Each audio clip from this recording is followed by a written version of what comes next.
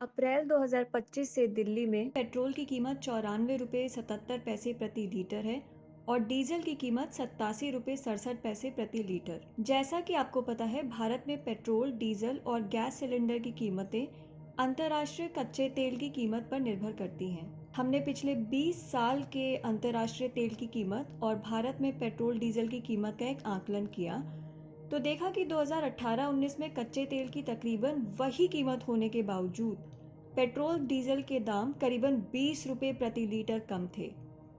Covid आपदा के दौरान जब सभी लोगों की आमदनी पर भारी चोट लगी थी और कच्चे तेल की कीमत 20 साल में सबसे कम थी, तब भी पेट्रोल डीजल की कीमतों में भारत में कोई तब्दीली नहीं आई थी।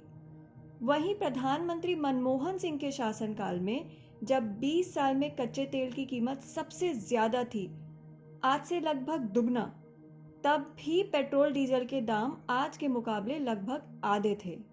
घरेलू गैस सिलेंडर के दाम का भी 2014 से सब्सिडी कम किए जाने के कारण और 2020 से सब्सिडी बिल्कुल हटा दिए जाने के कारण यही हाल है।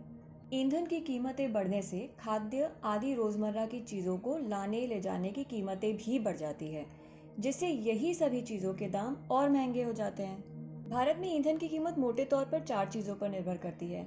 कीमत का ज़्यादातर हिस्सा कच्चे तेल की खरीद, उसके प्रोसेसिंग, तेल कंपनियों का मुनाफा, डीलर के कमीशन में जाता है और इसके बाद केंद्र सरकार द्वारा उत्पाद शुल्क यानी एक्साइज ड्यूटी लगाई जाती है और राज्य सरकार द्वारा वैट यानी वैल्यू एडेड टैक्स लगाया जाता है।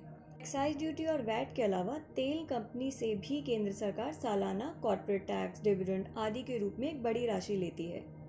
हमारे तेल या गैस की खरीद से राज्य सरकार के खजाने में 2014 से 2023 तक औसतन 2,07,000 करोड़ रुपए सालाना जमा हुए थे। ये किसी एक राज्य की कमाई नहीं बल्कि सारे राज्यों की है। वहीं केंद्र सरकार के खजाने में इस दौरान सालाना औसतन 3,21,000 करोड़ रुपए जमा हुए हैं। ऐसा नहीं कि सरकार बस तेल पर टैक्स या तेल कंपनियों से ही कमा रही है। इसके अलावा सरकारी खजाने में income tax, corporate tax, GST आदि से भी जो रकम आती है उनमें भी खासा इजाफा हुआ है।